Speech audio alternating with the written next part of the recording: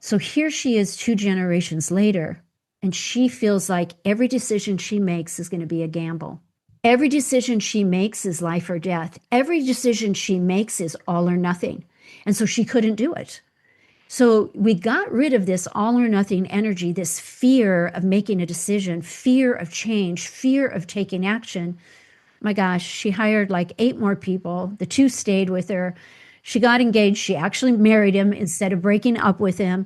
And what used to be hard wasn't anymore. And I think that's the real takeaway. Like with my client who couldn't drive, it was really hard. Or her in running her business, it was hard. It doesn't have to be hard. Hi, I'm Christina Barcy. Welcome to the Boss Goddess podcast. This is your invitation to step out of the hustle and into your purpose and passion. What's my secret? Podcasting. This is how I've up-leveled my life on multiple occasions when I was ready to bring my dreams to life. And it's how I help my clients realize their big dreams. This is where you become the boss goddess in your niche and gently bring your dreams to life.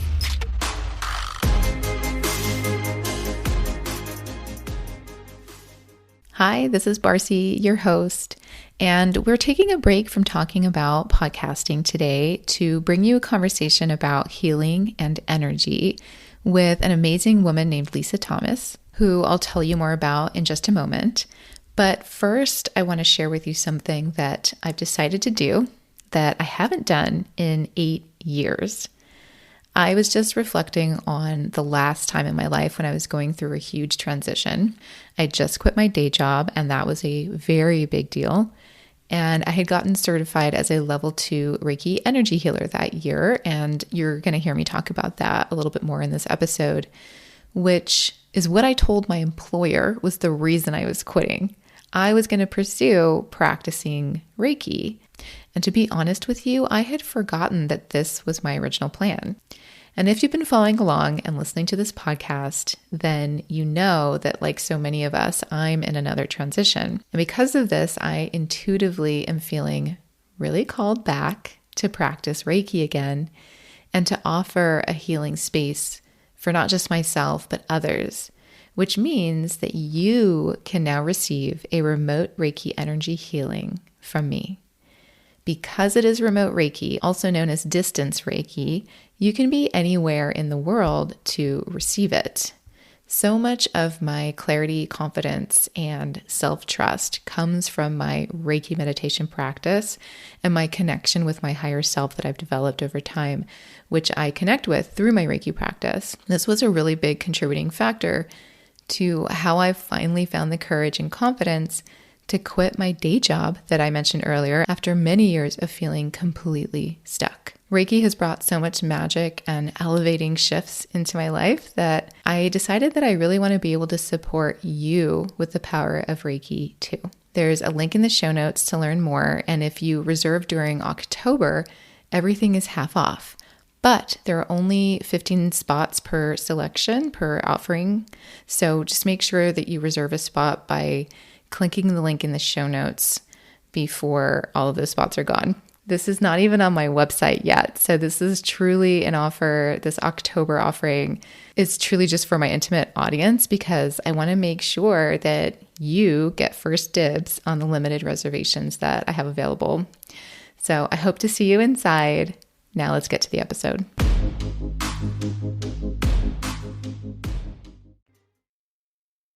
What if the places you're feeling stuck are less related to your mindset or your learned behavior, but rather are inherited on a cellular level? Like maybe you're born with it. There's something called epigenetics, which is based on the life experiences of our ancestors. Our guest today is Lisa Thomas, and she will be talking with us today about what that is, how this works, and how we can begin to transform our success trajectory on a cellular DNA level. Lisa shares that we inherit many of our ancestors' gifts and talents, but we also inherit their scarcity, their trauma, and their negative belief systems. So I met Lisa at an event where she was a panel speaker, and I immediately knew that I had to bring her on to the Boss Goddess podcast to talk with us about this topic because it's not only fascinating, but it's also really empowering. So I want you to keep listening to the whole episode because about halfway into our conversation, she begins explaining muscle testing and how that works.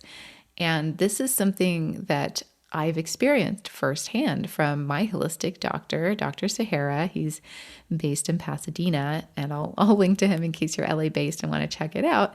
But I've been going to him for over a decade, and I've experienced amazing results from my sessions with him. So we're going to get into that. We're going to get into how this all works. And Lisa is just a wealth of knowledge and wisdom. Here's a little bit more about Lisa Thomas. Lisa is the creator of the acclaimed Soul Awakening Method. She's a leader in the transformation space and has helped thousands shift their lives by tapping into their epigenetics and healing the wounds of the past that held them back from the lives that they wanted to live. Lisa is a personal consultant to many six-figure business owners and beyond, working with them to break free from the shackles of their inherited beliefs, allowing them to unleash their true capabilities and have the global impact that they know they're capable of. She's also the author of the enlightening book called Mistakes into Money. Here's my conversation with Lisa Thomas. Hi, welcome, Lisa. Hello, Christina. I'm excited to be here. I'm so happy you're here. I snatched you up at an event that I saw you speak at, and you said some magic words that I really intrigued me. I was like, I have to talk to her. And then next, if that works out, then I have to bring her on the show. So here we are. I call those synchronicities of the universe has our back. It knows who we're supposed to connect with, right? And it really felt like that at the event when we met. I totally felt that too. And when I feel that surge of energy, it feels like magnetism. Like, I'm like, all right, well, I have to answer what's happening. Yeah. I have to do something about this. My husband was with me and he was like, there she is. Go talk to her. Perfect. And here we are because of it. Yes. And that's the beauty of following the inspired action, if you will. Mm-hmm. I was going to say shout out to Modern Day Wife. That was the event that you spoke at where I found you. It was a great event. It was very interesting. Yeah, I was excited to go. They're having another one this week, actually. Yeah, I'm not able to attend it, but they are having one semi-local for us. So Yeah, that's yeah. the nice thing. Yes, exactly. We're in Los Angeles, by the way, for those listening. So let's dive into your topic because it's really interesting. The intriguing words you said on stage that sort of magnetized me to you had stuff to do with being able to heal our DNA, heal our lineage on like a cellular level, and break patterns for our future lineage, like all of this cool stuff that I'm like, whoa, like one, doesn't everyone need this? Two, like tell me more. So it's called epigenetics. Mm-hmm. But can you tell us more about foundational, what that is, how Yeah. it works? Yeah. I mean, epigenetics is a big word, and more so now we're hearing it. But 5 years ago, we didn't hear it. 10 years ago, it wasn't a word anybody heard unless they were doing, some research in DNA. But epigenetics is a science of how we inherit our DNA and how it comes to us. So we have our physical DNA, that's the helix of our body, that gives us our physical characteristics, right? It gives us our eye color, our height, if we're small boned, big boned. That helix is unchangeable. But how our DNA expresses itself is through the emotional side of epigenetics. And that comes through our lineage. We inherit our gifts and our talents from our ancestors. Think of it like this. When something happened to those that have come before us, it could have been stored in their cellular memory, in their physical body. That can get passed down to us. So I call it like a cellular memory. They're Mm-hmm. called informational tags. There's actually a scientific name for it, informational tags. And informational tags are part of how we're wired. They can get turned on and off at any point in our life. So I think of lifetime experiences, Christina, as possibly triggering one of those informational tags to turn on. So I'm going to give you an example. Shame is most often inherited. That familiarity, we all know what shame feels like. But let's say we're in third grade and we eagerly raise our hand to answer the question, or we get called up to the board to do a diagram for something, right? And we don't get it right. Mm. And the teacher tells us that we're wrong and we're embarrassed, right? And all of a sudden, this informational tag gets turned on that, oh, this is shameful. So, this is how it plays out in our life. As we grow older, we understand the teacher was just doing her job. Okay. And it wasn't, she was just trying to help us. But when the kids laugh at us, right, that's embarrassing. So, as an adult, how that can still stay present in our life and throughout our life is we don't feel safe to raise our hand. We don't feel safe to use our voice. We're going to be embarrassed. We're going to say it wrong. Who asked, we shouldn't be overly eager because we're not safe when we are excited to answer the question. Yeah. So if we're not safe, then we're not going to take action in our life. We're going to play it safe. I mean, you picked such a great example. I think so much of us can relate to that one specifically. I know I do, and I'm making a bit of an assumption, but I Mhm. resonate with what you're sharing because I remember reflecting on my childhood, like one of the strongest feelings was shame, and I didn't understand where it was coming from. So this makes And we perfect didn't have sense. a name for it either when we're kids. No, it just felt bleh. Felt so icky. Like, I think shame encompasses embarrassment, humiliation.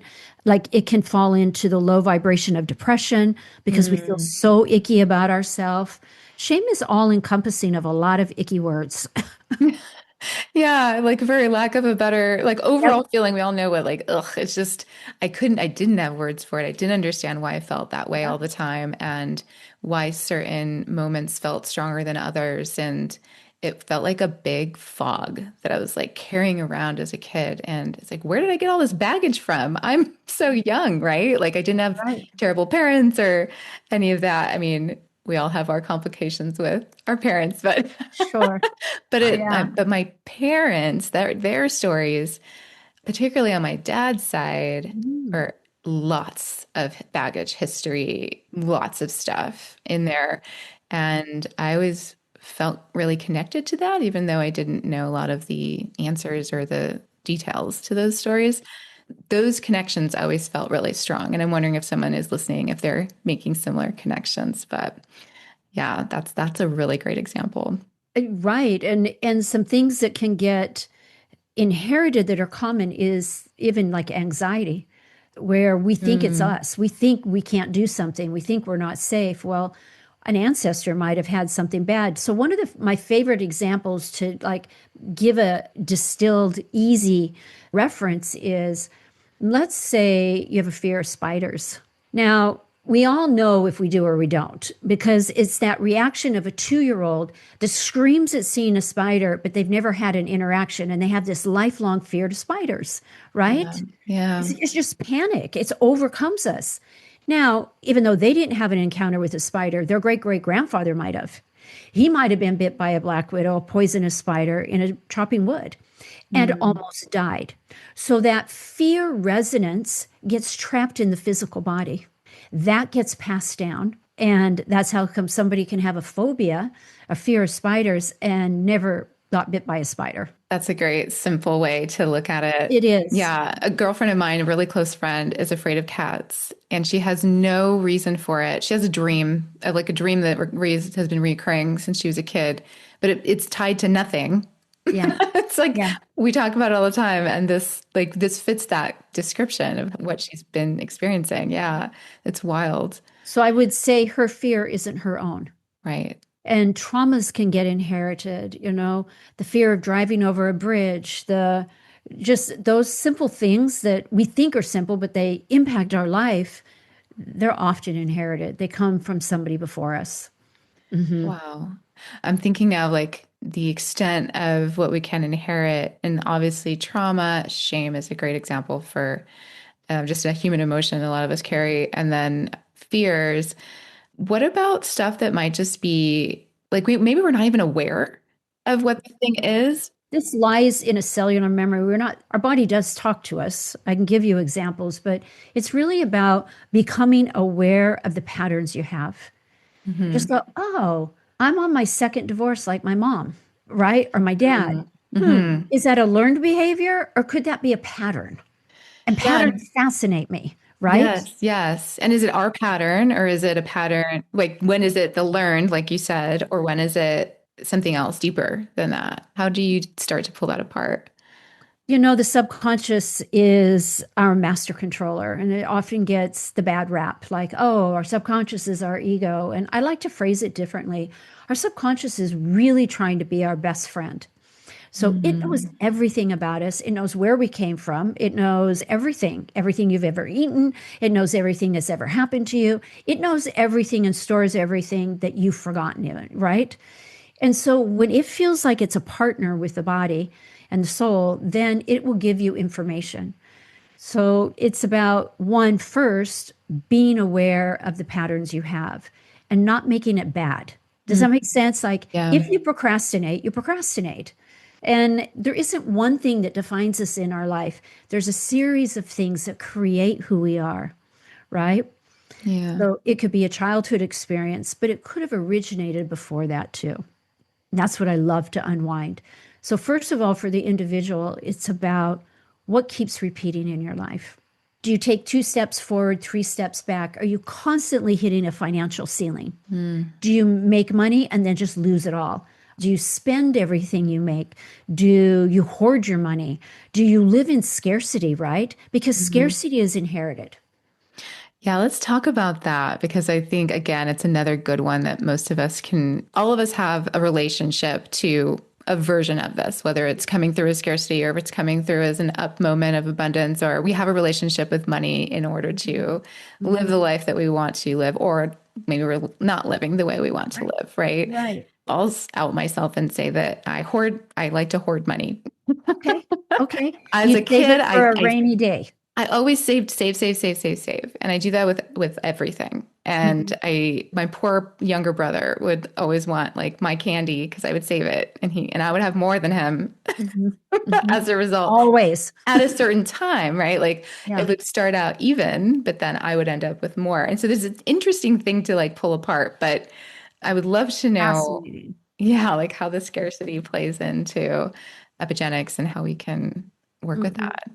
I suspect that it comes from those before you. It's a learned response to survival. And so your energy system feels safe when you have been a good steward of what you have, right? And Mm, so, as one component, it is saving for a rainy day. What if, right? It's the what if I need this and the fear of not having it, whether it doesn't really matter what it is. It's your candy, it's money, it's relative, right? It might yeah. be that you love blankets and you can hold on to blankets just in case there's not heat, right? Or Mhm. just in case neighbors need them. It's random, but I've had it before. I've seen it before. Scarcity is interesting. Scarcity, yes, we can have a scarcity mentality around money. I don't think you have a scarcity mentality around money. I think you have a belief that you can't spend it or you're going to lose it and that you have to hold on to it for when you don't have it. You with me? Mhm. Oh, yeah. So Yeah. there's a little bit of fear in there Yeah. that, right? It would be fun to have it be more of, I love to see my money grow. And then I Yeah. love to reward myself and have, for you, Christina, it would be like having experiences in your life versus doing things for you. Does that make sense? Tell me more about the doing things for you When part. we do, when we say, oh, I'm going to spend money on myself, for someone that's a saver, that seems very selfish. It isn't wise. It's a foolish way to spend your money. But Hmm. Christina, if you were to spend money and do something with your husband and have an experience, then, oh, then this money changes, right? It's something to look forward to. It's a reason that you have it. And then because you are balanced, because you're a saver, then you could schedule that once or twice a year. Hmm. You with me? Or maybe you spend the money to have a mentor that can expand you. That would be a version of doing something for you, but it's not selfish because it's helping you help other people. Yeah. Yeah. I'm Make walking sense? through that now where it's changing. You're like literally telling me about everything that I'm working on in a great way. Like I'm trying all of those things you just Oh, shared, and it feels The experience one I resonate with a lot because I value experiences pretty high. That's pretty high on my value list. So that's an easy one for me to reach for first.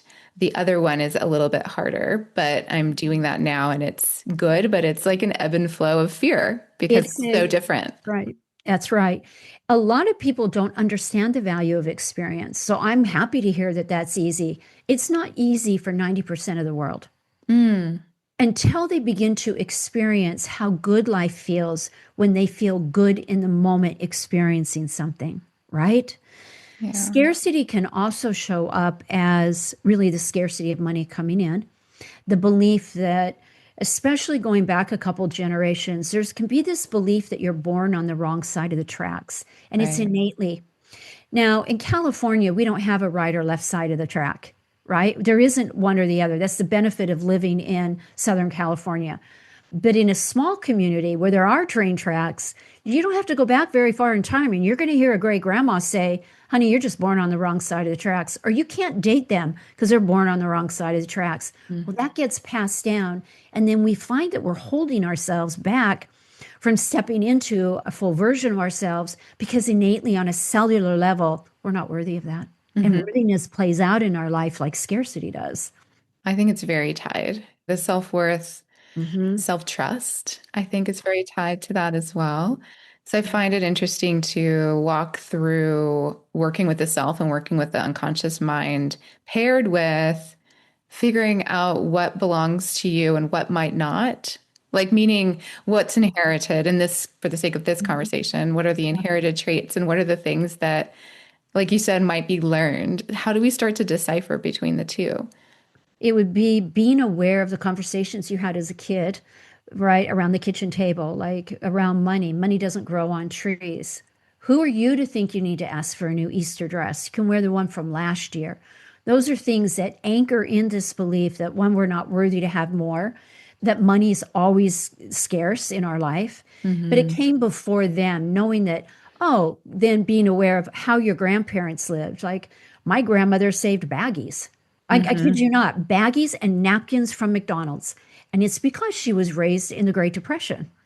And so those things were of value, those types of things. And Yeah. then where in your life are you holding on to things? Well, it's a behavior that came before you. I think they get tied together. Really, I do. I think one comes before the other, and a life experience awakens the inherited, Mm. oftentimes.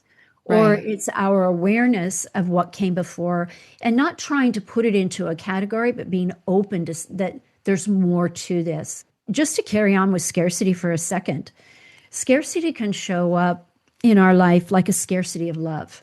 Mm. You know, we all know people, male, female, that have so wanted a partner, and yet they find themselves consistently in a partner that's not emotionally available. Or, and then, so we can have a scarcity of love, which then I say, I use the phrase churned inward on us. So then we have a scarcity of belief about who we are. And then we go into, I'm not lovable. And I'm not lovable might anchor into a childhood experience where a parent didn't care for you. And but the parent didn't experience that in their life either, you know? Hmm. But scarcity can also show up as a scarcity of time. How many people do you know, Christina, in business that they're just stuck in this hustle, this struggle that in order to have money, they have to struggle, right? And the Oh, hustle. yeah. I'm untangling that. Yeah, Yeah. tell me about how that shows up. Ooh, that shows up in every which way. Like the workaholism that I see in entrepreneurship, especially, Hmm. or at least I see it's rich there A because, lot. yeah, and which is interesting. I'd love to know if there's a study on the type of person that decides to become an entrepreneur, like what comes with that, and if that's part of why it's so rich there as well. But this idea of just there's no reason to stop working on your business when you are just when that's becomes everything. It Yeah, becomes your identity, it becomes your value. Like it really stirs up all of these becomes your worth. possibilities for like awakening the tags that you're talking about. Mhm. I've definitely burnt myself out as well. And I've definitely been the person who had a hard time finding a partner for a long time as well. And all of these examples I super relate to. And each category kind of takes its own moment of untangling and taking a look at figuring out, what it's tied to and what can be like released and surrendered to ultimately is kind of It what. can be. It absolutely can be released. These informational tags can get turned on and off, like I said, at any point in our life. And when the subconscious realizes that, hey, it's not helping you be afraid, it's because it's thinking it's keeping you safe from having that bad experience again, right? For being called out again in third grade. It's keeping you safe by not going bigger in your business because then you don't have to be impacted negatively by judgments and criticisms and, right? Yeah, yeah. The safety comes back to what you were sharing about safety, feeling safe, playing it safe, right? That connection. That's right. Yeah. And I think women in general, we play small. Yeah. Yeah. There's an inherited sort of what feels like a big holistic category of, women and what to me, that feels very connected in like culturally, like there's whole cultures that have these connective tissue across what I'll say is like cellular data that we Mhm. all kind of connect over. And then I think women, its own culture of that. We have our own culture of that too. From the beginning of time. There's been different time periods in the history of planet Earth where women were more revered than others, right? Yeah. But like women medicine doctors and things like that.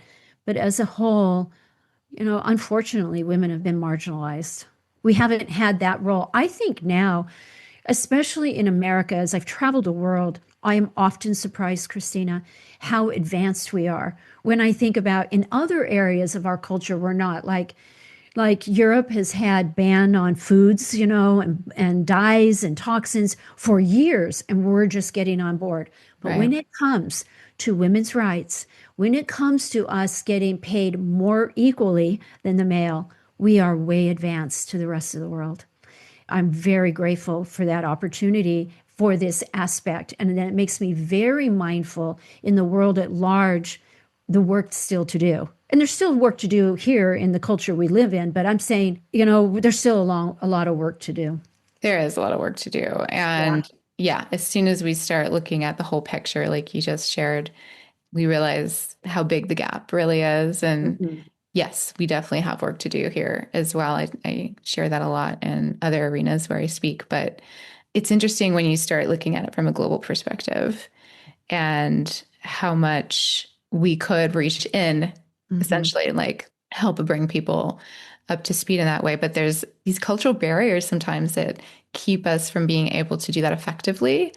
And it becomes this interest. This is a whole other like political topic now, but it ends up being Okay. complicated It because is we complicated. we go in as these saviors and Yeah. it's like there's so much more to walk through and it takes time to unravel the long-standing sort of cultural data, if you will, like that everyone's tangled into.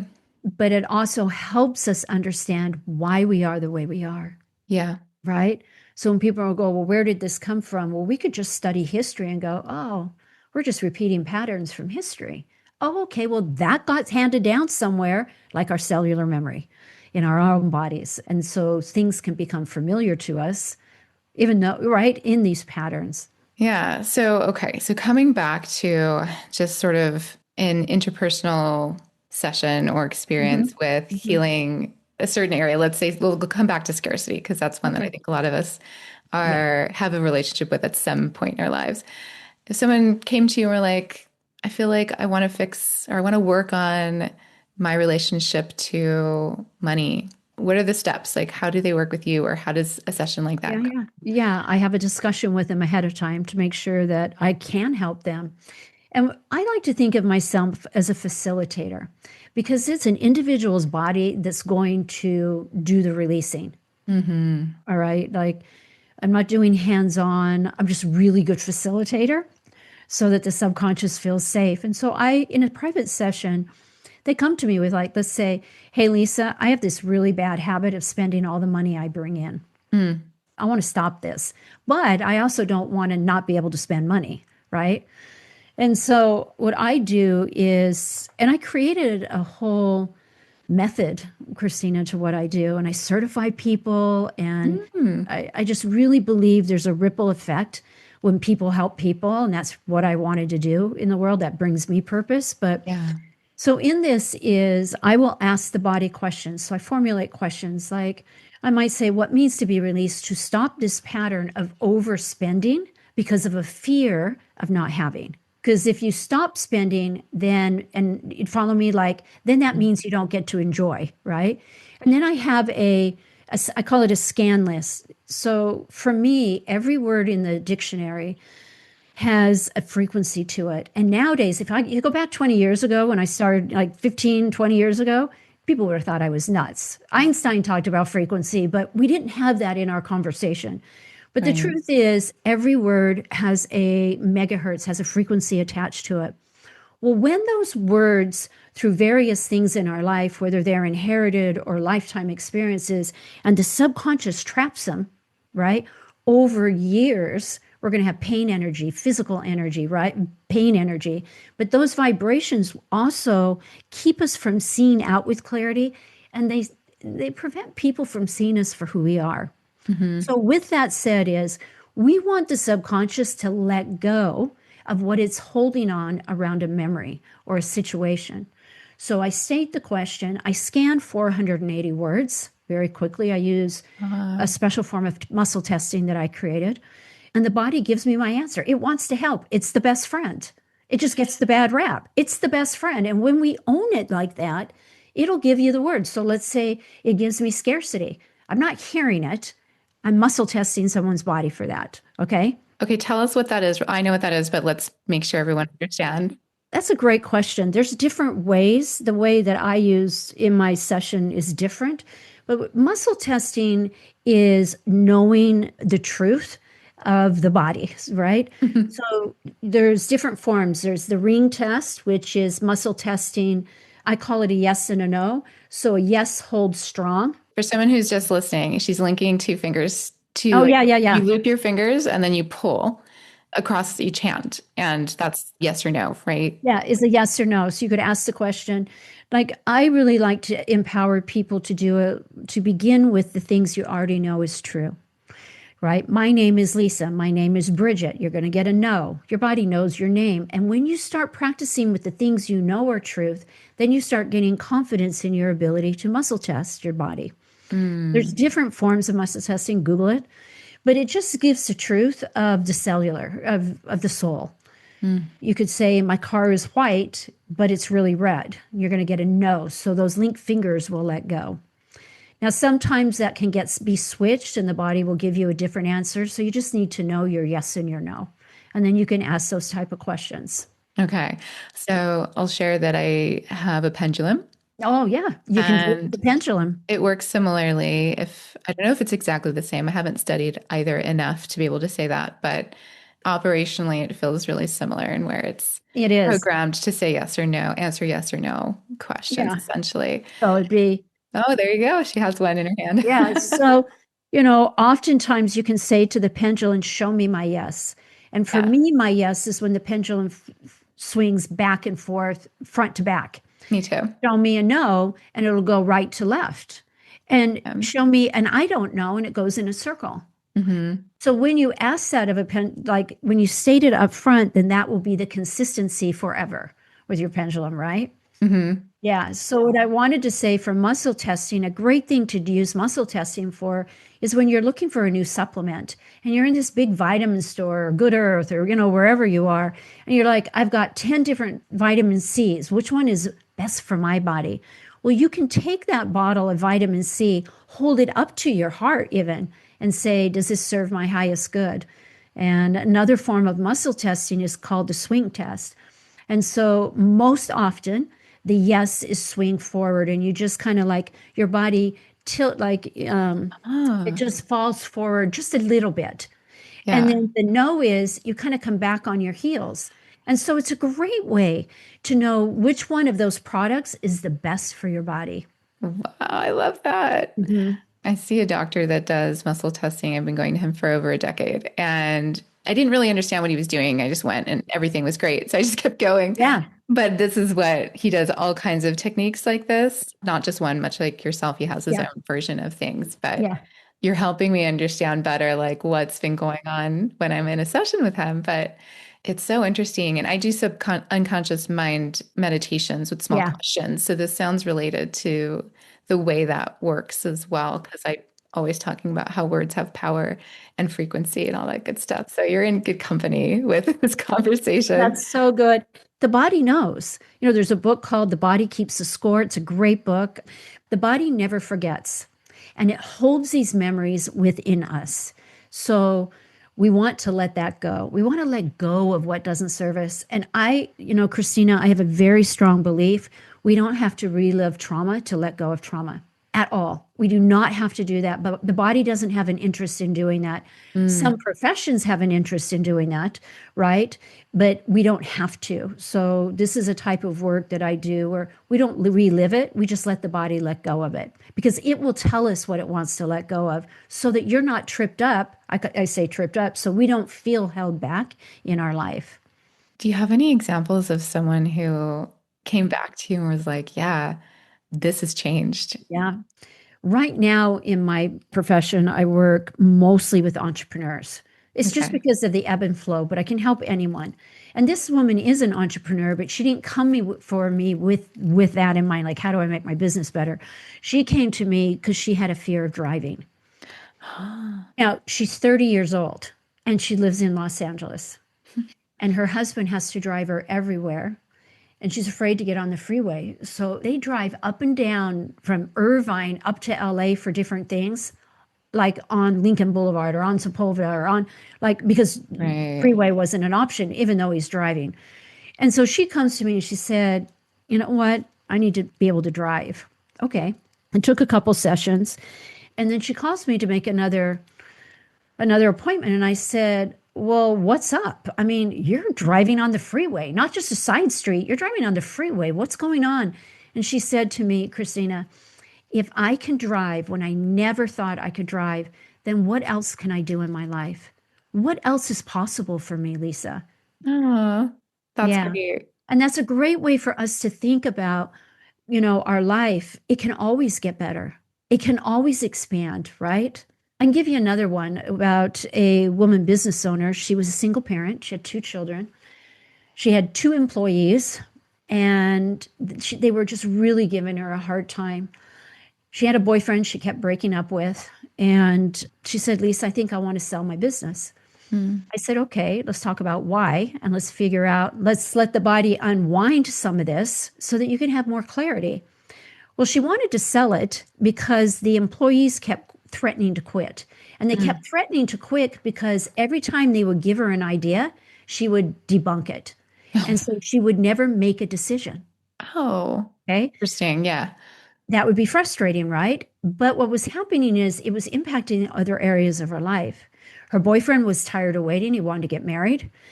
She was always working and struggling, so she didn't have enough time for her kids. She was capped at like 250,000 a year, which is a lot of money for a lot of people, but she was constricted in it. That's not healthy, right? This is what it was. Her great grandfather was, and her family from them back were very wealthy. He had manufacturing plants, but he had an addiction to gambling. Mm. In a gambling match, he lost his last manufacturing plant, which put the family into poverty instantly. So here she is 2 generations later, and she feels like every decision she makes is going to be a gamble. Mm. Every decision she makes is life or death. Every decision she makes is all or nothing. And so she couldn't do it. So we got rid of this all or nothing energy, this fear of making a decision, fear of change, fear of taking action. My gosh, she hired like 8 more people. The 2 stayed with her. She got engaged. She actually married him instead of breaking up with him. And what used to be hard wasn't anymore. And I think that's the real takeaway. Like with my client who couldn't drive, it was really hard. Or her in running her business, it was hard. It doesn't have to be hard. Hmm. We do have life lessons that develop our character and develop our soul, but we don't have to live in struggle every day. Right. And those are huge categories where something's influencing all the categories, right? Love, business, money, like your ability to survive, right? Those are like the biggest categories. So Yeah. I agree, like those things don't have to be hard. I think with every hard option, there's like an infinite amount of ease options.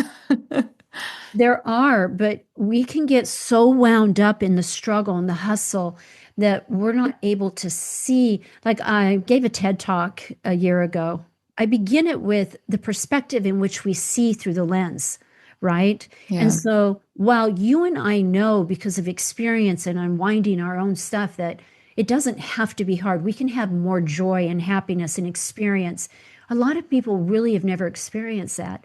So they're going to hear us talk and go, yeah, but that's not me. Yeah, but that's not for me. Yeah, but that's for them. Yeah, they've done Right. that, but I can't do that. That's not my reality.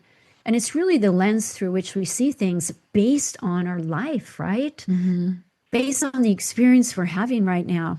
Yeah, and I'll share like I'm cognizant of all this stuff we just talked about, but it doesn't mean that I can always activate within that consciousness. Right. I can't tell you how many times I've went back to the default for whatever reason. Yeah. Circumstances change and it's very easy to just do what comes first, meaning the default behavior is still there. Habit. Yeah, the habit, the comfortability of knowing, the knowing around it, I think is Mhm. a simple way to categorize it. Like, I know how to do it this way really well, and I'm comfortable with that level of pain. And even though I know this could bring me everything that I want, I don't know what that looks like. So I'm just going to stay over here because I'm not sure how to do that yet. That's right. So I'll stay in what's familiar. And it jogs my memory into, we can take that in the aspect of business and life, but we can also point it in the direction of love and partnerships and relationships. And how often do we stay? I'm going to use the word abusive broadly. Okay. Do we stay in a relationship that's toxic, is a better word. Okay. Yeah. A toxic relationship. And it's really hard to admit, but we can get addicted to toxic relationships because it gives us something to respond to in our day to day life. So if Mm, we remove ourselves, let's say we move, from LA to New York and we leave behind the toxic relationship, we can get there and feel very lonely. We have nothing to react to. And so mm. then what happens is we attract somebody of the same frequency, right? To validate that love and relationships have to be kind of combative in order for us to feel like it's healthy. Even though consciously we know it's not, that's what we're used to. I did that.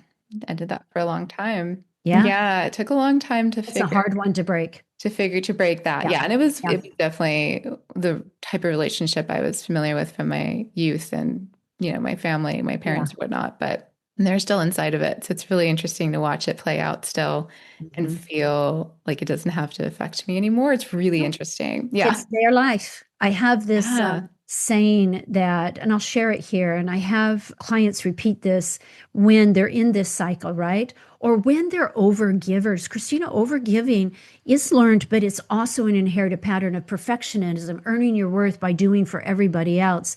But the phrase is this: I can help others in their trials without taking their burdens on my shoulders because I know and trust they are learning their perfect lesson at their perfect time. Yes, that's That's such what a you're good doing with your one. parents. That's such a good one. And I have found that message in areas of my life. I've been able to apply it in areas of my life. And it really creates this like environment of curiosity almost because you're like, how interesting. Like, I wonder when they're going to, figure this out or that or, That's their identity within a relationship. yeah. And with peers too. And you like want to help the people who are struggling. And it's like Yeah. that you can be there for them for sure. But being able to solve their problems is a whole, like, that's just not your job. Not your job. Yeah. I Hmm. want to come back to something that I thought was really interesting about we're talking about healing ourselves based on our past, for lack of a better word, our lineage and on a cellular level. But what about like for our kids, let's say, like for if I'm healing some stuff in a certain category, since we're talking about love, let's say it's Hmm. relationships, aside from learned experience, like Hmm. them seeing me in a relationship, Hmm. can I break that cycle for them on a cellular level in this way? You can. I have lots of stories to tell you, examples, but I call it a tender mercy from God or a tender mercy from the universe. When something is released from us, the parent, it will release from the children if they inherited the same thing. Hmm. Other beautiful thing is it releases from those that came before us. So we're doing this beautiful work that frees those. We carry with us what we don't solve now. And then our soul progresses in unwinding it. And we, in this evolution of becoming a better soul. I don't know how else to say it. A more aligned soul. Better isn't a good word, but it heals going both directions. It releases going both directions. That's why I call it a tender mercy. That's really powerful. Absolutely life changing, Christina. Absolutely. It is one of my favorite things that I do.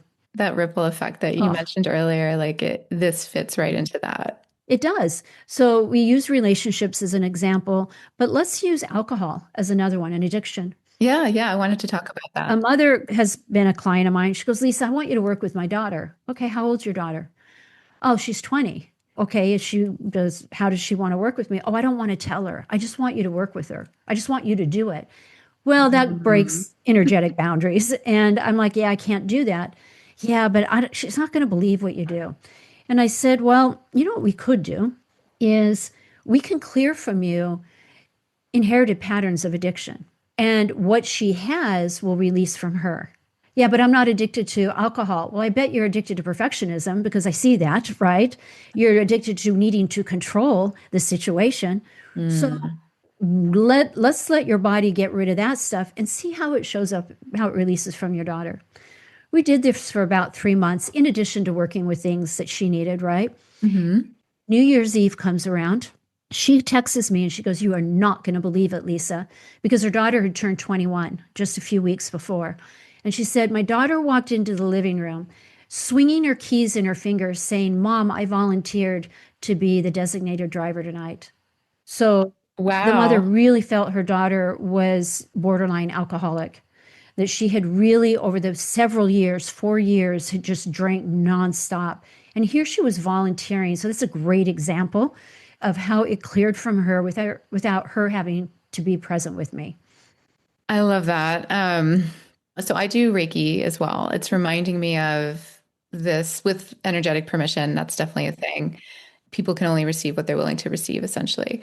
But it has a similar effect. Like you don't have to be present for you to receive if you are open to receiving. And this work, what you shared is different in terms of how it gets processed. It seems, to my understanding, it seems really different. But there's similarities The to, thread. yeah, there's Yeah, a thread of connection there of how we can receive something without needing to like you said, like relive the trauma or fully work on right. something or do all of Yeah. this like intentional, maybe that's not the right word because I like intentionality, but this idea of like sitting down and going, I have to work on this thing. There's just something really lovely about how we are all sort of interconnected in this energetic way, is what I'm trying to say. We really are. We really are. We're really here together at this time for a reason. I really believe we chose our time to be here, whether we reincarnated, whatever people's belief is, I can be on board with because that's their reality. But we're here and even in this dividing world we're in, look at all the support we can give one another. Look how you and I found each other despite whatever our political beliefs. You know how we got off on that little thing, but we're here for a reason. We're here at a time and we can find the people to support us no matter what's going on in our life. I believe in connection. Me too. Yeah, Mhm. I think it's the thing that heals. Absolutely. Yeah. And just to bring it back to someone who wants to try something, do something for themselves on their own. Like, is there a way for them Mm-hmm. to like self connect and find a moment where they Mm. can kind of begin this journey a little bit on their own? Is that possible? Yeah.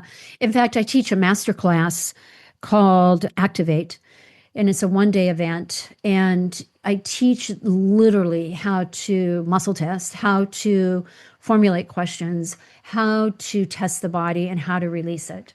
And Mm. then, if somebody's like, yeah, that's just too complicated, I don't want to learn how to do that. Then, one thing that I think is super important for us in today's life is to really become aware of our emotions because the inherited pattern is to stuff it and keep moving. We could have even had a parent that said, put on your big girl pants and move on. Yeah. Or, who asked you to talk? I Mm-mm. didn't ask for your opinion, right? And so we have these patterns of, oh, I'm going to ignore what I'm feeling because I don't want to cry. I don't want to be embarrassed. I'm going to ignore it and move on. And so, my one piece of advice here is that you pause. put your hand on your heart, a hand on your stomach, and just say, okay, what am I feeling? Oh, I'm feeling deep sadness. Body, I feel the sadness. Thank you for sharing sadness with me. And I give you permission to let it go. Mm. Just acknowledging what you're feeling will help you move through it. That's powerful and simple. I love the simplicity of it because it's rare, like you shared, that we're going to be in stillness where we Mhm. want to acknowledge that we're even having emotions in the first place. Like giving an exercise where that is the point, I think gives us permission to acknowledge Mhm. Mhm. and allow it to be. I had a moment like that recently, which I didn't intend to do this acknowledgement, but I found myself doing that, and it was weird at first because I hadn't made space for that before. Yeah. It took me a couple of days to reflect and realize what I'd released. Mhm. So Mhm. I'm sharing that only for someone who's listening who's like, I don't know if I'll ever do that, but it might feel weird at first and it may take a minute for you to process, but it's a useful tool. Powerful. Yeah. It's a useful tool. And we can even expand on it. There is this uncomfortability, like you're saying, of self reflection in the moment. So you might be driving and you get super angry at an opposing driver who cuts you off. It's in that moment, and there's a power that reconnects your neural pathways of your brain and helps you create new neural pathways, and it's the voice. So when you speak out loud and you call yourself by name, the subconscious goes, oh, okay, I'm paying attention. Mm, Oh, body, Lisa, you're angry. Okay. You have every right to be angry, but you have a choice, right? Like start talking to yourself. Body, I give you permission to let go of this anger. You don't have to have your hand on your heart and your hand on your stomach. It's a moment for presence, but it's not needed. It's not a mandatory thing.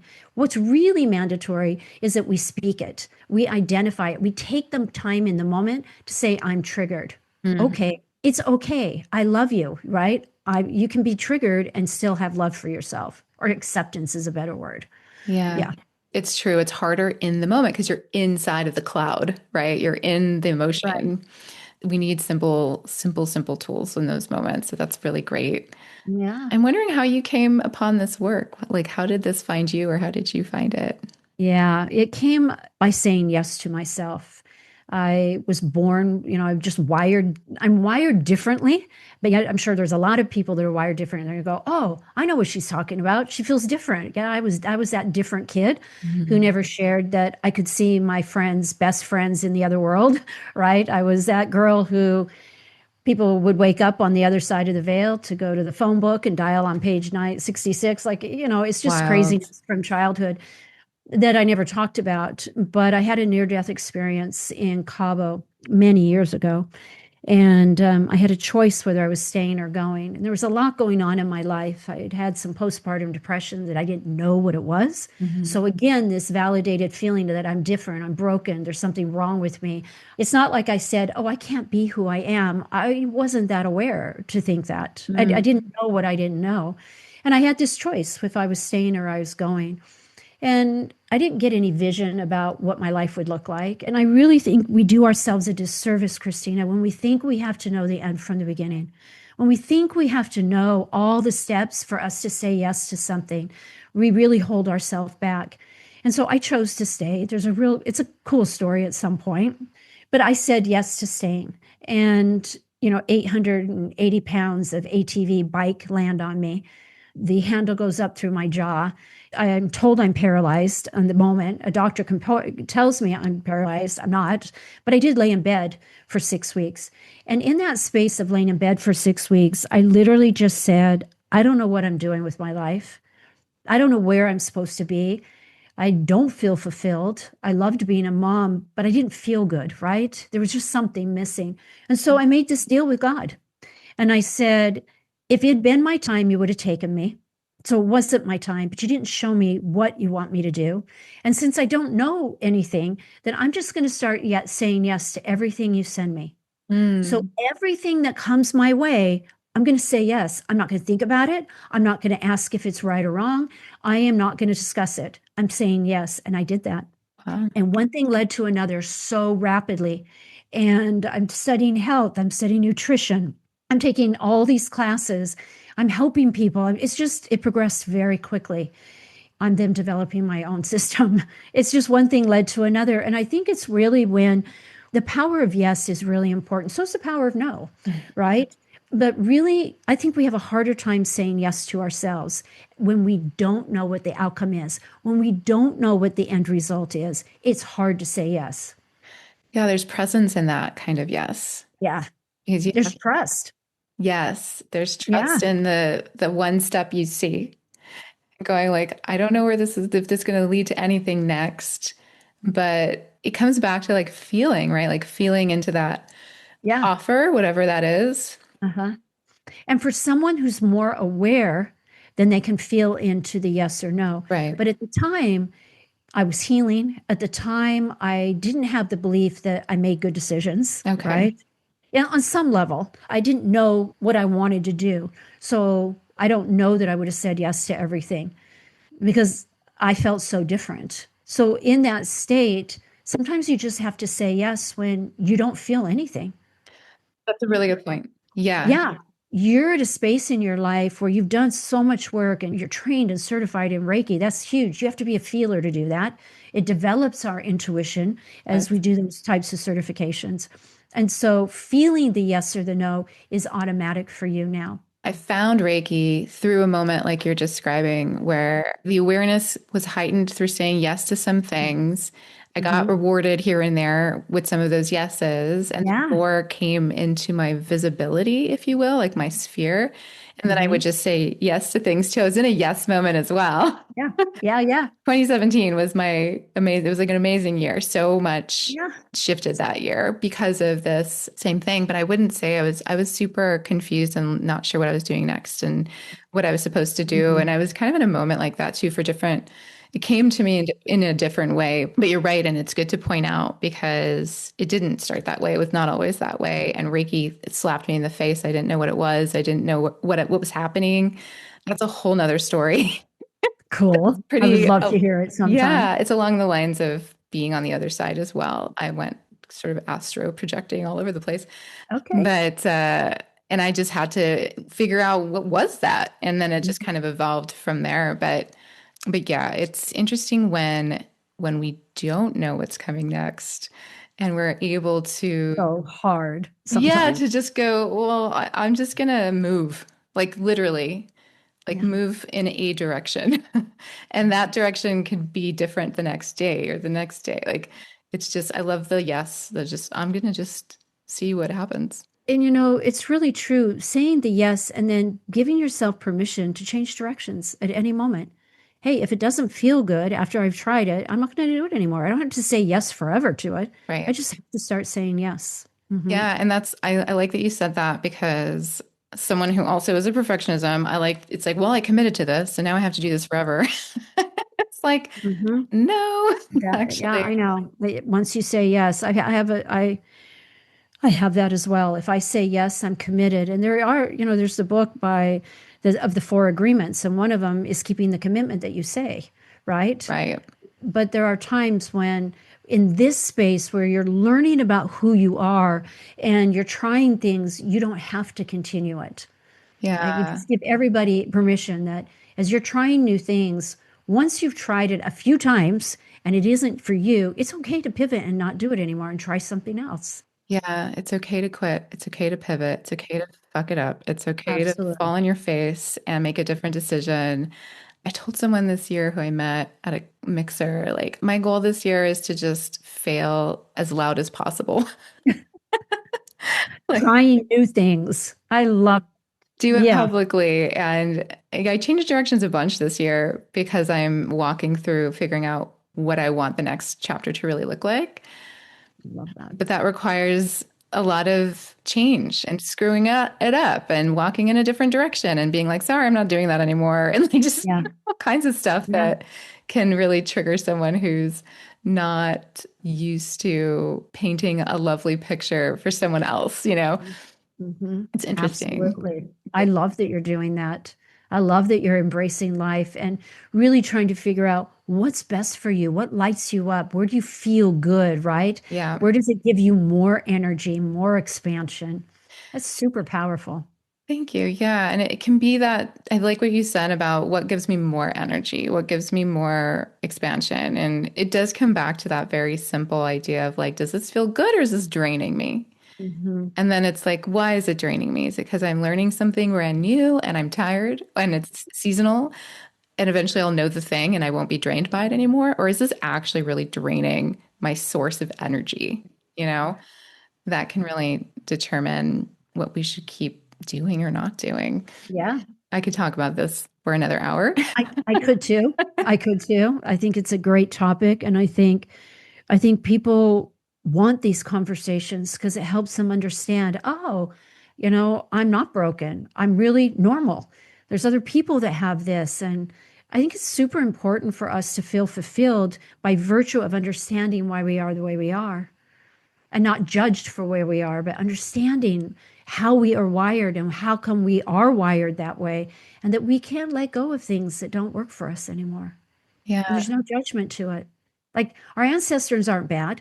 They didn't pass stuff down to us on purpose. This is not bad karma. This is not anything except for the reality of how humans are wired based on lineage, right? Based on where we come from.